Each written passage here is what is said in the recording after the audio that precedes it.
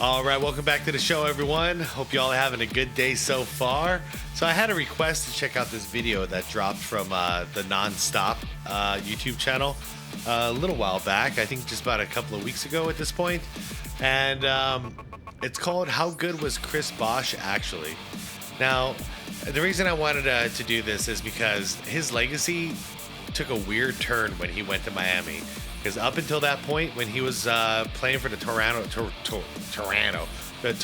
Raptors, guy was an all-star. You know, he was actually high on my radar because the guy could hoop. You know, he had a good post game, he had a good mid-range jump shot, he played solid defense, seemed like he had a good attitude. I was a Chris Bosh fan, and then he went to the Miami Heat, and he got just relegated to being a spot-up shooter on the wing. And yeah, people don't remember him very fondly because of this, because even though he was part of the big three out there in Miami, his game was basically pushed off to the side so that LeBron James could have that drive to the basket, have an open lane kind of offensive play style, which is unfortunate because they lost a very good big man in that process, because Chris Bosh could have been doing things in that post that nobody else on that team could have. But I never want to let that stain his legacy, because I remember who he is and I know what he's capable of, and I know he did that unselfishly just to win. But I don't really like it. Him and Kevin Love, I don't like it when people diminish what a good player they were, just to prop up someone else. So anyways, that's why I wanted to do this. Is I don't think Chris Bosh has been done justice. So let's see, how good was Chris Bosh actually? I'm going to link the original video down below in the description, like I do every video. So if you want to check out this channel, or you want to check out this video without my commentary, go right ahead. Everybody else, please leave this video a like. It helps out a ton, and I appreciate you all. All right, let's do it. He was one of the most talented scorers of his generation, and yet his career-defining play was a rebound. Back out to Allen, his three-pointer, bang! Chris Bosh was averaging 24 points per game before he joined the Miami Heat, where he willingly became a third option behind LeBron and D-Wade. His selfless act made him an even better player, won him 2 NBA championships, and in the process, Bosh redefined the center position forever. Chris was that start of that evolution of that face big, that stretch big. He showed everyone there was a different level of big coming to the game. In today's NBA, it's expected for big men to be able to defend multiple positions and shoot from 3. But the first guy who did it effectively was Bosh. Yeah. Very agile. The fact that he was left-handed, shooting threes, taking you off the dribble, it made it very difficult. Chris was an all-star in 11 And that's big coming from KG. of his 13 NBA seasons. And there are only 20. Hold up. Difficult. Chris was an all-star in 11 of his 13 NBA. Yeah, there it is. There it is. Yeah. The level of disrespect is crazy. Look at him. Look at him.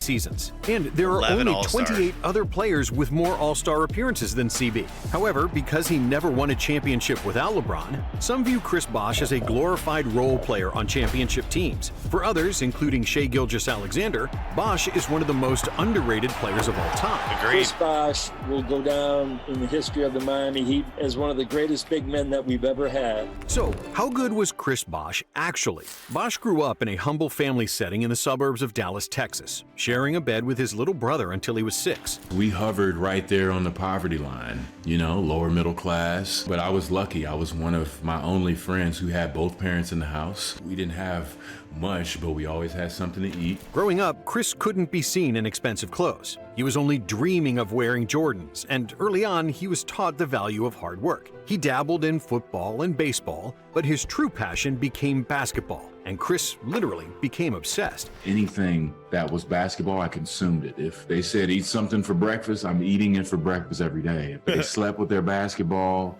but I tried it. He started playing. Okay, I slept with my basketball too. I didn't do the foods though, because if I did, then I would have been eating McDonald's every day, because that's what MJ was doing. When he was 4 years old, and when he was in the 8th grade, he was already 6 feet tall. But despite his size, Chris was never the star. Wait, how old? In the 8th grade, he was already 6 feet tall. 8th grade, 6 feet. What was I in the 8th grade?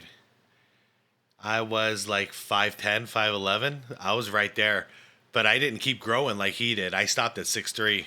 But despite his size, Chris was never the star of any of his youth teams and was the second option on his high school squad. The way his alma mater, Georgia Tech, found out about Bosh was different from 99.9% of other high school prospects. Colleges usually scout players due to their dominance on the court, but Georgia Tech found Chris due to his dominance in the classroom. Okay. Chris was a good basketball player, but he was an even better student, being a member of the National Honor Society and several student engineering organizations. You know, we always had to have good grades. You know, basketball was great, but unless you brought home what you were supposed to bring home, you couldn't go outside and play. We couldn't have our video games, and we couldn't play basketball. We found out. You know, that actually does not surprise me.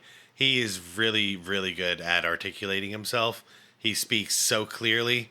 Yeah, I could totally see him being a hell of a student. About him when he was a high school sophomore because he was a great student. Georgia Tech is a tough school academically, and we heard he was interested in computer graphics and computer science. That's how we started recruiting him, Coach Paul Hewitt from Georgia Tech. However, during the summer before his junior year, Bosh sprouted to his current height of 6'11", and he became a problem. I was fast, that was my thing. I was skinny, but you couldn't catch me. I would run down the court, get dunks, get blocks. Plus, I'm handling the ball, I'm pushing the ball, I'm shooting the three. Just basically getting mine on demand. No wonder why he stayed so quick and skinny, because he just had an insane growth spurt out of nowhere. So yeah, there's no amount of food you could eat to fill that body out at that point. Do whatever I wanted. Bosh went from being unranked as a sophomore to a highly recruited prospect as a junior. And he got an invite to the prestigious ABCD camp in 2001, where he played against his future teammate, LeBron James. I guess I just was successful over one summer and one school year, and that was good enough to get me invited there. But Chris was always a thoughtful, modest kid. And unlike LeBron, he didn't view himself as the chosen one. And that proved to be a blessing in disguise, because it taught Bosh the importance of sacrificing individuality for the greater good of the team. Even though he had NBA potential, Bosh was more concerned with defending, blocking shots, rebounding, running the floor, and doing all the things you'd expect a role player to do, said his high school coach. He was even doing scouting reports for his opponents on the internet back in 2001, when most people barely knew how to use the computer, and it all paid off. 2001, I mean, we all got, not we all, but I mean, computers got big in like the 90s. So like by about like 1995, a lot of households had computers. I'd say by like 98, a lot of households had the internet. And then the rest just took off after the iPhone got released. Bosh's preparation and unselfish play helped Lincoln High School to achieve a perfect 40-0 record in his senior season. We knew what we were capable of, but not that we were underestimating ourselves, but we didn't think we'd be the #1 team in the nation at the end. We just wanted to win. Winning the state finals against Kendrick Perkins in a game where Bosh recorded 23 points, 17 rebounds, and 9 blocks. Whoa. Damn. Screwed at 23. 17 boards and 9 blocks? Yes, sir. Yep. I would take you on my team any day. And look at that. Look at this. He's not doing it one-handed to look slick. He's doing it with 2 hands. Even if you don't get the block, there's no way he's getting this shot off clear. That's good D. Bosh was subsequently named High School Player of the Year by Basketball America, a first-team All-American, and Texas Mr. Basketball by the Association of Basketball Coaches. He had plenty of college offers, but he stayed loyal to the college that recruited him first, Georgia Tech. I wanted to play in the ACC because I felt it gave me a better chance to make it to the league. I'll go to Georgia Tech. They don't have, there's a void at the 4 that they need to fill. With the Yellow Jackets, Bosh immediately became the most important piece on the team, leading them with 15.6 points, 9 rebounds, and 2.2 blocks. CB also led the ACC in field goal percentage and blocks per game, and was the 3rd in the entire NCAA in three-point percentage, hitting 48% of his threes. Wow. Even though his initial... Can you say that again? AA in three-point percentage, hitting 48% of... Oh, man. Excuse me. 48%. His threes. Even though his initial intention was to finish college, due to his strong play, Bosh elected to put his name in the loaded 2003 NBA draft, where he was drafted 4th overall by the Toronto Raptors. With the 4th pick in the 2003 NBA Draft, the Toronto Raptors select Chris Bosh from Georgia Tech University. The Raptors had Vince Carter, Jalen Rose, and Donyell Marshall. But despite adding a talented prospect like Bosh to a veteran core, the Raptors struggled and were miles away from making the playoffs. Because their starting center, Antonio Davis, got traded earlier in the season, Bosh was forced to play the 5, which wasn't his natural position due to his thin 235-pound frame. I'm the type of player who, whatever it takes to win and whatever the coaches need me to do, that's the role I fulfill, and I work as hard as I can to be as best as I can. However, you gotta wonder if Vince Carter stayed with Toronto and then him and Chris Bosh stayed together. That could have been really, really cool. Wasn't backing down from a challenge. And despite small injuries and bruises from battling guys like Shaq and Yao Ming, Bosh persevered and played in 75 games, which earned him praise from the entire organization. On the court, you gotta learn a lot of things real fast. How to play certain people, how to box out properly, stuff like that, because, these old guys, they'll take advantage of you if you don't know. As a rookie, he averaged 11.5 points, 7.4 rebounds, and 1.4 blocks in 33 minutes per game, leading all rookies in rebounding and blocks, and setting a franchise record for most rebounds in a rookie season. The 2004-2005 season will forever be remembered by the Vince Carter saga, as the disgruntled superstar barely gave any effort until he was finally traded. Following Carter's departure, Bosh averaged 18.4 points, 9.5 rebounds, and 1.6 blocks, improving in every major statistical category. But the Raptors missed the playoffs once again. But in the 2005-06 season, there was no more denying Bosh and his rise to superstardom. He averaged 22.5 points and 9.2 rebounds per game, shooting north of 50% from the field and 80% from the free throw line. He was too quick for opposing power forwards, and if he wasn't beating them off the dribble, he was shooting over them with a perfect blend of speed and skill. Chris made his first All-Star team, but because the Vince Carter trade yielded so little in return, the Raptors were even worse than before, winning just 27 games. Jeez. It was killing me, man. It doesn't matter how hard you play, you're still on the losing end. That's a bad feeling. And when Bosh... I remember his first time, the first time he made an All-Star, which is right here this year. He ran a campaign, like a parody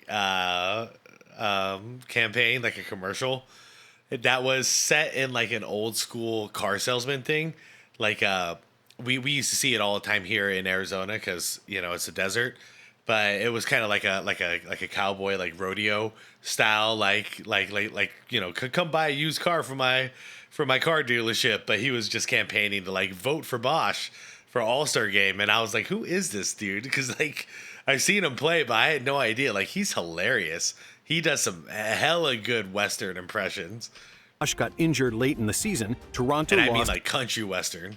10 of the 11 games he missed, which highlighted his importance to the team. However, after the season ended, Lady Luck smiled at Toronto because they got the #1 pick in the 2006 draft, which they used on big man Andrea Bargnani, selecting the Italian before LaMarcus Aldridge and Brandon Roy. But despite Bargnani providing minimal defense, he was decent enough offensively. Yeah, Brandon Roy and Bosh would have been another cool duo if health granted it. Thanks to another leap from Bosh, the Raptors were finally winning games. Chris averaged 22.6 points and 10.7 rebounds per game, finishing 7th in voting for MVP, and he made the second All-NBA team. He was competing against the best every night, and he was showing that he was that caliber of player. The Raptors finished the season with 47 wins, which tied the franchise record, and secured a playoff berth, where they matched up against the now-hated Vince Carter and his New Jersey Nets. I was excited. But then again, I told you the fear of the unknown. I was excited, but then it was like, yeah, we finally gonna make the playoffs. Well, how's the playoffs? Toronto's inexperience was evident as they struggled offensively throughout Game 1 and eventually lost 96-91. But they bounced back in Game 2 as Bosh recorded 25 points and a game-high 13 rebounds. However, the Nets were too deep and much more seasoned than the Raptors, eventually winning the series in 6 games. For the 2008 season, Bosh was dealing with minor injuries and missed 15 games. but he still averaged his usual 22 points and made the All-Star team. Toronto finished as the 6th seed and faced the Orlando Magic in the first round of the playoffs, where Bosh had to square off against the most dominant big man in the NBA, Dwight Howard. No one was stopping D. Howard at this point. Even though Bosh led all scorers in the series with 24 points, Dwight dominated, leading the Magic to a 4-1 series victory. It was clear that Bosh needed help from both a scoring and rebounding standpoint, and the Raptors tried to provide that by trading for 6-time All-Star Jermaine O'Neal. My decision on going with the Toronto Raptors was more based off guys like Chris Bosh and the character that I know that they have that's very selfless. But before that season started, only problem is they kind of play the same position there, so they need like a big. All right, at this point, they need a scoring guard. Played on the Redeem team at the Beijing Olympics, helping Team USA get the gold medal with 9 points and a team leading 6 rebounds per game. But when the NBA... he came off the bench too, I believe, for Dwight Howard. Yeah, I remember watching all those games back then. That was like the glory time for USA basketball for me as a fan, because we had all these guys. You know, you had LeBron, you had D. Wade, Chris Bosh, Dwight Howard, Carmelo Anthony. Like, it was freaking awesome. Chris Paul. Like, when they were all young, it was exciting, man. I would stay up until like in the middle of the night, because that's when the games would air on ESPN. And I would stay up 2-3 in the morning, whatever it took to watch those games. That was must-see TV for me. The NBA season started, wins weren't easy to come by for Bosh and the Raptors. Chris was averaging 22 and 10, he made another All-Star team, and was one of only 2 players in the NBA averaging 20 points and 10 rebounds. But it was clear that the Jermaine O'Neal experiment wasn't working. Yeah, I don't even know what they were thinking there. I don't get it. He was soon traded for Sean Marion. After the Raptors won just 33 games and missed the playoffs, Toronto offered Bosh a max extension. It seems like they're against getting him a good guard. They're just getting him a bunch of forwards. Bosh declined, wanting to become a free agent in 2010. To prepare for the 2009-10 season, Bosh spent the entire summer in the gym, adding 20 pounds to his frame, which brought his weight up to 250 pounds, in order to help him battle stronger NBA centers in the paint. And that extra muscle paid off. Bosh averaged a career-high 24 points and 10.8 rebounds per game, shooting 52% from the field, which was another career high. On the other hand, carrying that extra weight proved to be a burden on his knees, which would often swell up after games. Bosh was forced to miss several weeks of action after the All-Star break, during which the Raptors fell from the 5th seed to 9th. In the last week of the season, Toronto still had a chance to make the playoffs if they won against the Bulls. But with Bosh out of the lineup, the Bulls blew them out and the Raptors' season was over. This game was a microcosm of Bosh's 7-year stint in Toronto. With him, they were just good enough to make the playoffs. But without him,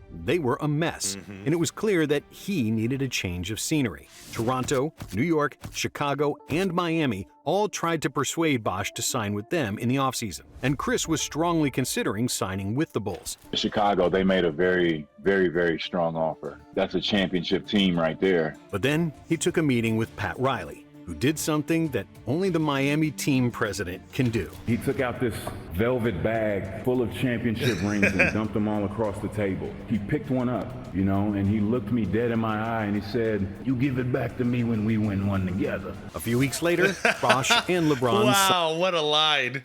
What a line. You give it back to me once we win one together. Freaking, that's why I call him the Don. Signed with the Heat.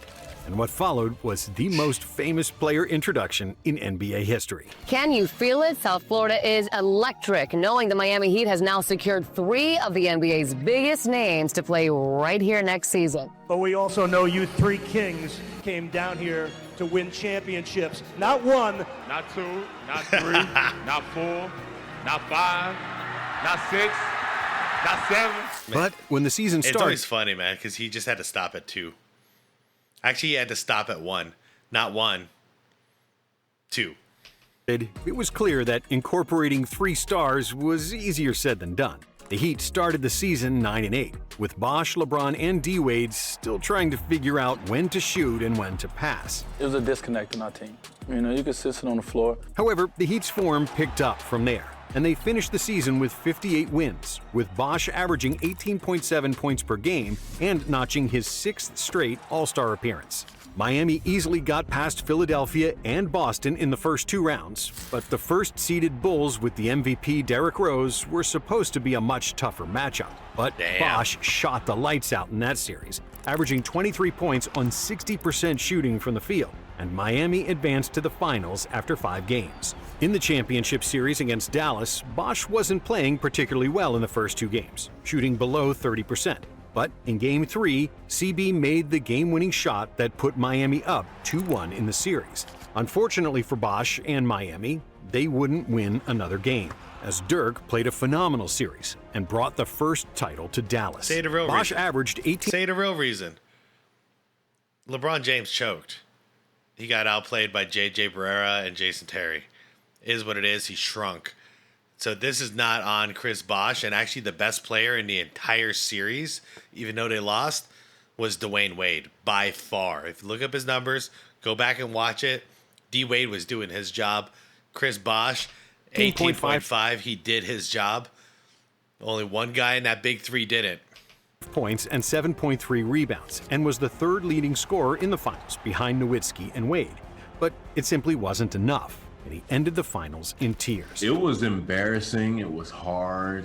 We were shameful. For the 2012 season, Miami's coach Eric Spoelstra started experimenting with small ball lineups, using Bosh at the center position. But Chris Bosh had to go to the 5. And CB being who he is, there was no pushback. Bosh averaged 18 points and 8 rebounds in the regular season and made another All-Star team. But Miami's title hopes were nearly dashed when Chris injured his abdominal muscles in the first game of the conference semifinals against Indiana.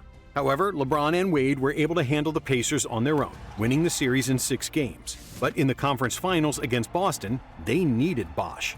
He returned in Game 5 of that series, but only played 14 minutes, and Boston won the game, taking a 3-2 lead.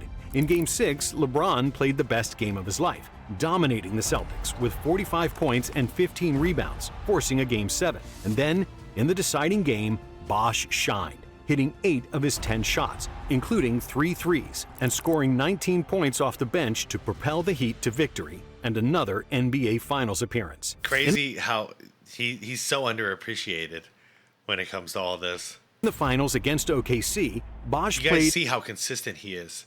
He's always doing his damn job. Exclusively at the center, and his shooting prowess forced opposing big men to step to the three-point line and guard him. This opened up driving lanes for LeBron and D. Wade, who had fewer bodies in the paint when attacking the basket. You know, and now Bosh is in a strong corner. Are you going to leave him or not? If you do, he's going to tag you.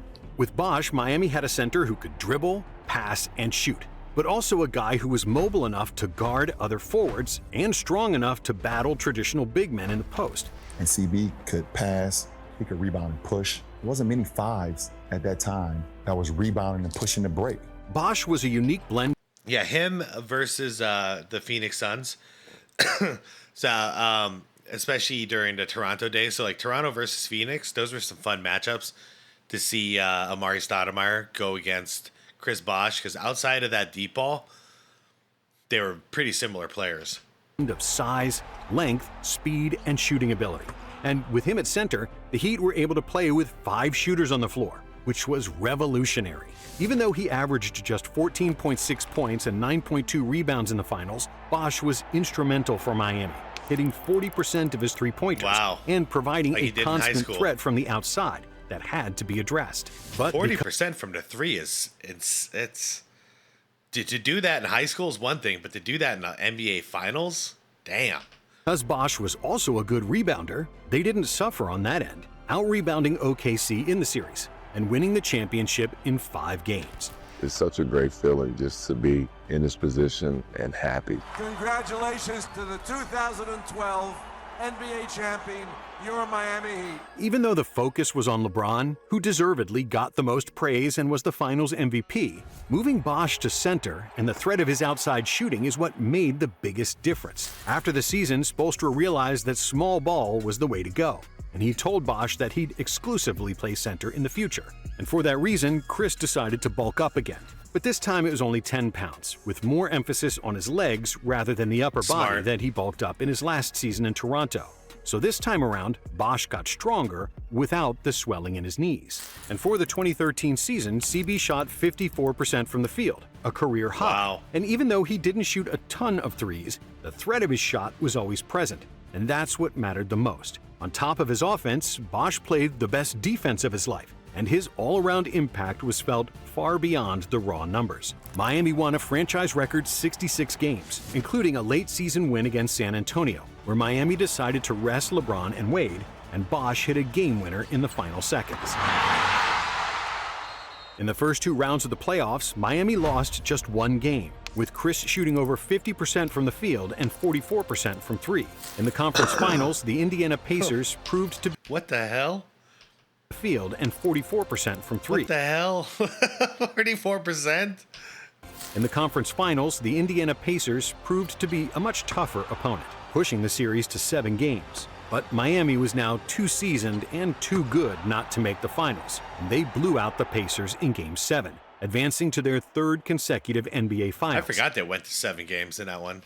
This time against the San Antonio Spurs. The Heat and the Spurs split the first 2 games before the Spurs blew out Miami in Game 3 to take a 2-1 series lead. In Game 4, Bosh recorded 20 points and 13 rebounds. Wade had 32 points, and LeBron scored 33 to even the series. But San Antonio bounced back in Game 5 at home and was 1 win away from the title. Game 6 was played in Miami, and it was an instant classic.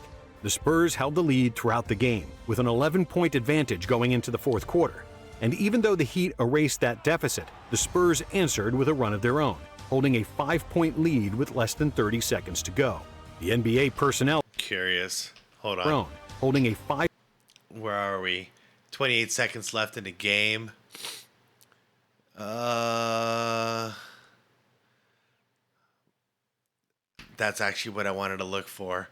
Mario Chalmers never gets appreciated. Yep. He did his job. Who's going off? Duncan's going off over here. Kawhi's doing great. Parker's doing great.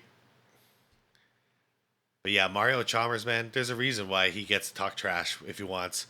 He was a hooper. 5-point lead with less than 30 seconds to go. Great point guard. The NBA personnel already started bringing up the championship trophy and preparing for the Spurs celebration. But then, LeBron hit a 3 that cut the lead to 2 points.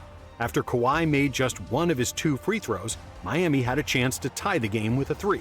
And what happened next was a career-defining moment for everyone involved.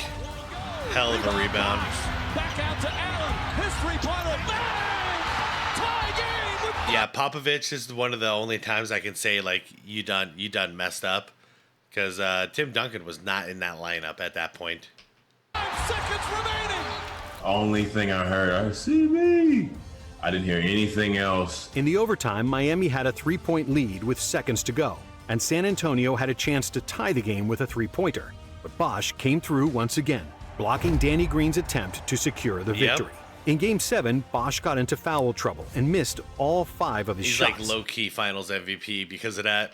But despite being scoreless, he was still a factor on defense and on the boards. And thanks to a monster game from LeBron, Miami won back-to-back titles. 2013 NBA champion, the back-to-back Miami Heat champions. We all knew we was making sacrifices, but we knew what we all came together for, and that was to win championships, and that's what we did. For the 2014 season, Bosh and the Heat took their foot off the gas in the regular season, and Chris averaged just 16.2 points and 6.6 rebounds, which were the lowest numbers since his rookie season. Still, he made the All-Star team, he hit another game-winning 3-pointer against Portland, and Miami made another NBA Finals, once more against the Spurs. But this time, the Spurs had the antidote for Miami's aggressive trapping defense, which they completely dismantled with quick ball movement, cutting, and having multiple shooters on the floor. Even though Miami didn't have a bad series offensively, with Bosh himself shooting 55% from the field and 39% for 3, the Heatles looked helpless on defense, and they simply couldn't stop the Spurs' ball movement. We just weren't ready. They were better than us. San Antonio won the series in 5 games, and after 4 NBA Finals and 2 titles, LeBron decided to move back to Cleveland. Yep. So Duncan will always own that matchup. He beat LeBron twice in the finals. LeBron beat him once. Not as bad as the Steph Curry thing where Steph has beat him 3 times and LeBron beat him once. It's hard to lose the best player in the world. But without James, Wade and Bosh picked up the scoring, and Chris was looking more like that player from Toronto, averaging 21 points and 7 rebounds per game. Yep. Unfortunately, his season was cut short due to blood clots in his lungs. It's so unfortunate, too. Star 'Cause sideline. him and D Wade could have actually made some noise together if it wasn't for this, in my opinion. They would have figured out a 2-man game to play rather successfully. Chris Bosh out for the rest of the season after the Heat confirms he does have blood clots on his Man, I'm lung. glad he's okay. I really am. He's in good spirits. CB is he's amazing. He really is. When he went to the hospital, the biggest thing for all of us as his teammates is, we just wanted the best for him. In 2016, Chris returned and played to his usual standard, averaging 19 points and 7.5 rebounds. But then, a disaster. My initial thoughts from it were just like, first of all, you have to be kidding. Secondly, this isn't real. Chris Bosh's journey back to the court took its biggest hit today when once again a recurrence of blood clots will keep him on the sidelines for the foreseen future. Another blood clot was found in his leg, and he was forced to sit out another year. And that year turned into forever. Even though Bosh wanted to come back in 2017, the Heat medical staff advised against it due to reappearing blood clots. The Miami Heat regret that it remains unable to clear Chris to return to basketball activities, and there's no timetable for his return. Which is there anybody out there who knows more about this in the comments? Like, could you let us know what causes these blood clots? Because I really don't quite understand it.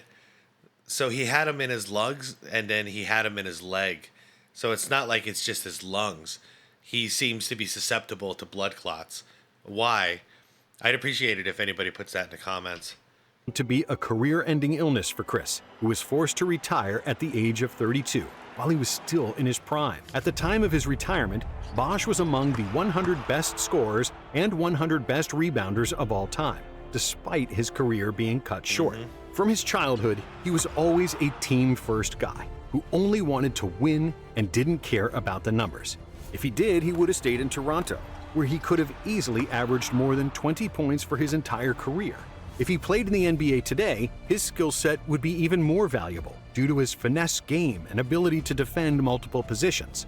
Bosh is one of the best players ever at the power forward position, and he was one of the catalysts for the three-point revolution, which changed the game forever. Legends aren't defined by their successes. They're defined by how they bounce back from their failures. Thanks for watching. And if you like this video, we have another. That's some Rocky Balboa stuff right there. It ain't about how many times you get knocked down. It's about how many times you get knocked down and get back up. I'm misquoting it right now because I'm a little rusty on my Stallone movies. But yeah, that's essentially the message. But it's true. It's true. It's all about how many times you get up and face that monster. And well, there you have it, everyone. Chris Bosh, like I said, him and Kevin Love, they have not been respected nearly enough for what they were able to accomplish on an individual level, and then what they did to contribute to a championship team. Not respected at all. And hopefully for some of you who didn't get to watch Chris Bosh in his prime, especially, or in his youth, hopefully this answers some questions for you, and you'll understand why some of us older dudes, we defend Chris Bosh, because he didn't do anything wrong. He poured his heart and soul into Toronto, and they were just making terrible moves around him. So he sought out some help, and he contributed. And the guy's always been so humble, so like kind, and he's never bashing anybody, talking trash. He's always out there like building other players up. And I think he's just a cool dude.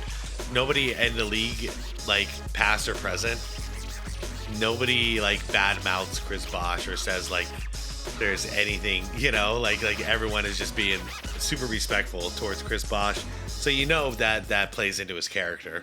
Like, he's just a decent dude. But anyways, everyone, that's gonna wrap this one up. Hope you guys enjoyed it, and I hope you guys leave this video a like because it helps out a bunch. And then hope you subscribe to the channel if you haven't done so yet. And then I hope you be water, my friends. Peace out.